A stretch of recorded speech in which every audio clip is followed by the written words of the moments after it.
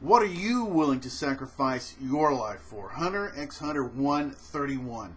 Let's start. 3 characters. We'll start with Gon. Is he sacrificing his life for Kite, who's already dead?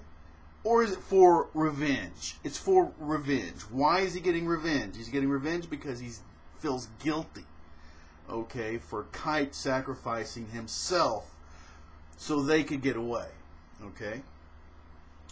Now, Kite effed up. He brought 2 rookies into a pro fight, and that's why Kite died, okay? Now, how do you think Kite would feel if he could see what was going on here?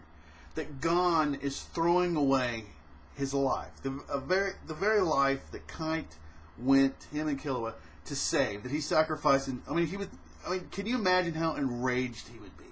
Okay, it's ridiculous. Now let's go to Pito.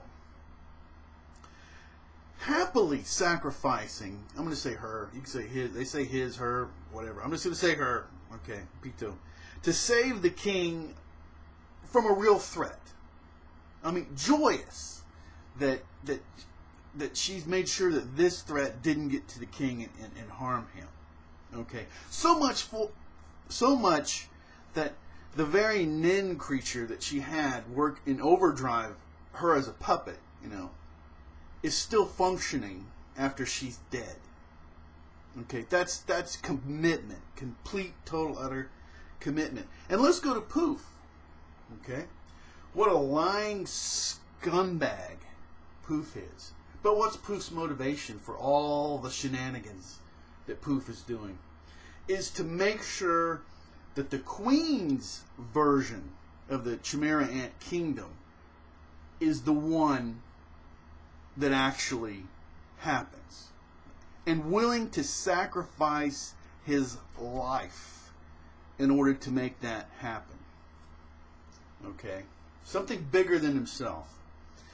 Now I ask you this question: who has, we're talking about the moral high ground, who out of these 3 characters is the lowest on the moral ground? Okay, who's at the low? Who's at the bottom of this pit? Is it Pito, who completely sacrificed herself, right? In a very straightforward way, okay, for the benefit of the king, for the benefit of the entire Chimera Ants? Is it the dirtbag Poof? But his intentions, when you boil it down, are not for himself. He's willing to die for this vision of the Chimera Ant Kingdom. Or is it Gon? Right? The main hero of this entire story that is doing this out of this twisted guilt that he feels to somehow have to get revenge and throw away the very life that Kite was saving. It's Gon. How many story writers are willing to have the main character go this low? This is incredible. This is why Togashi, part of it, why he is a genius to me. Okay? Why? Because rock, paper, scissors. One of the big strengths of Gon is that he connects to other people. He's a good guy. He has empathy for other people. Okay?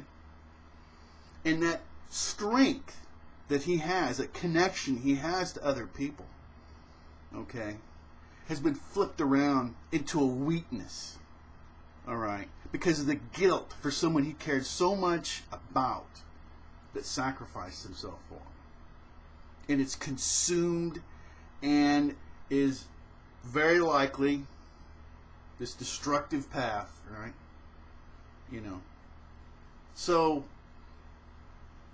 Togashi's a genius. Rock, paper, scissors.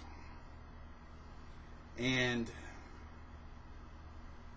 this is why Togashi is so amazingly good. Alright, I believe that's going to be it. And remember, rock, paper, scissors.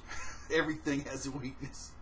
There will be, at the end of Friday's Naruto hangout, we will have our chat on Hunter x Hunter. And I appreciate everyone that watches these videos. And all Hunter x Hunter fans, see you if you can on Friday, if you can make your way in. Until next time, take care.